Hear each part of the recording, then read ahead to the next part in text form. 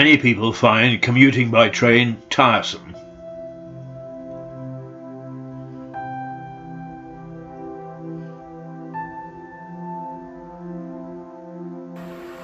But one of the pleasures of taking a train to London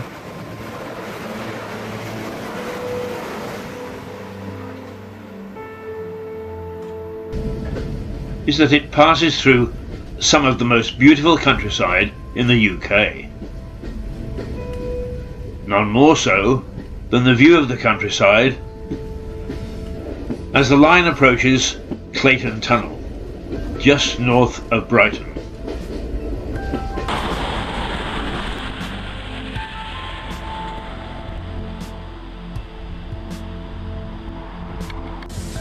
The tunnel is the longest on the line, at 1.25 miles, running under the South Downs.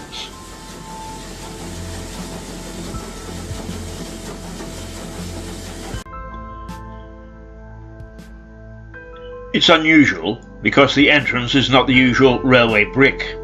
It is instead designed to look like the gateway to a castle. On top is a cottage built for the railway's lightkeeper in 1849. The tunnel itself was opened in 1841 and the cottage added later. Idyllic.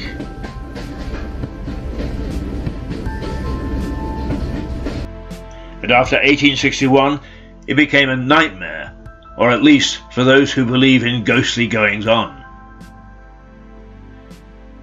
In August of that year, a night train left Brighton, travelling north to London. Partway through the tunnel, it stopped at what it thought was a danger signal from the lightman. The engine driver was correct. The railway official had indeed given a danger signal, but the train had rushed past him before pulling up. Thinking the train had cleared the tunnel, the unfortunate lightman gave the all clear to a following train.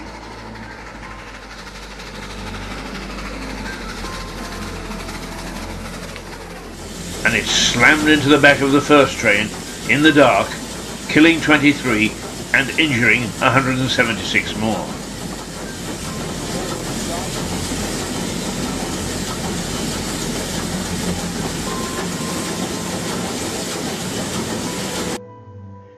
It was the worst ever accident on the line.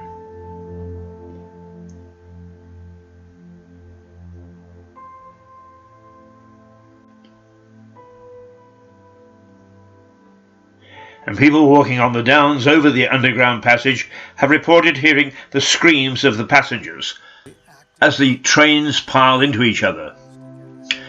The line is now also a direct line from Lewes.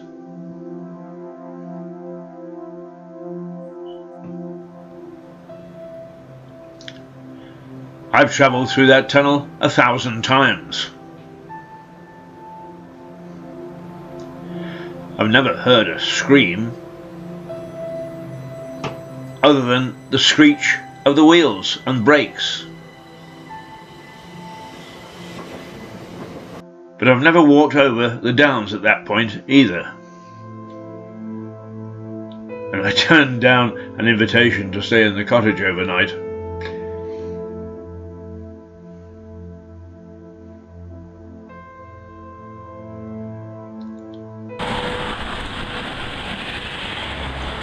In fact, I get tense each time I go into the tunnel, knowing what had happened more than 165 years ago. But my fellow passengers carry on reading their newspapers, obviously oblivious to both the tragedy and the ghosts. I could sometimes scream at them.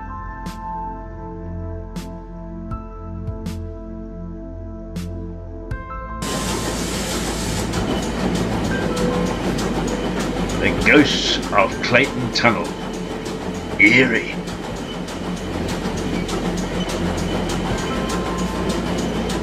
Bloody eerie.